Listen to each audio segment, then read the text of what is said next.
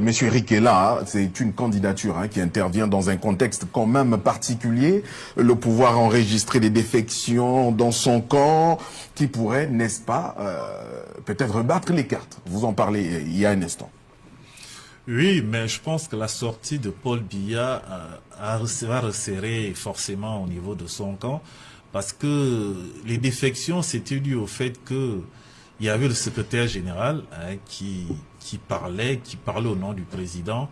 Et là, il y avait comme un conflit d'autorité au niveau du gouvernement, parce que le secrétaire général, il est jeune, il est là depuis pas très longtemps, alors que vous avez des gens comme le ministre de la Justice, le ministre porte-parole du gouvernement de la Communication, qui sont les compagnons du président depuis 40 ans, donc qui le connaissent, qui le maîtrisent. Et d'ailleurs, il y a un qui a eu à lui dire que c'est pas vous qui pouvez nous parler de Paul Biya, on l'a accompagné depuis plus de 40 ans. Donc il y avait ce conflit, mais la sortie du président, même si c'est par les réseaux sociaux, et l'audience qu'il a accordée justement aux représentants du pape, je pense que ça va resserrer les rangs. Et comme le RDPC est une machine, parce que son parti est vraiment une machine, honnêtement, je ne vois pas l'opposition vraiment secouer quand il va pouvoir faire une sortie, une audience ou une réunion pour remobiliser autour de lui ses partisans.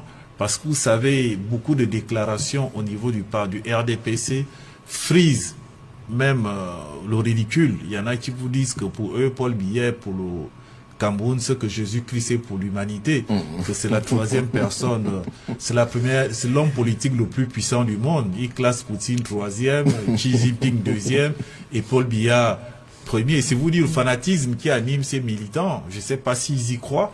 Ben, ceux qui y croient, c'est-à-dire qu'ils font vraiment confiance à Paul Biya.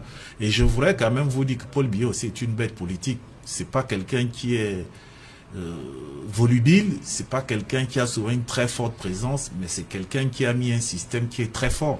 Par votre analyse, excusez-moi, est-ce que vous pensez que les deux premiers ministres, enfin les deux ministres, que je retiens pas les noms, désolé, qui ont annoncé leur démission, qui se sont opposés, vous pensez que par cette sortie sur des réseaux sociaux de Paul Biya en déclarant sa candidature pourrait revenir, n'est-ce pas, sur le camp pour pouvoir accompagner finalement le président Paul Biya?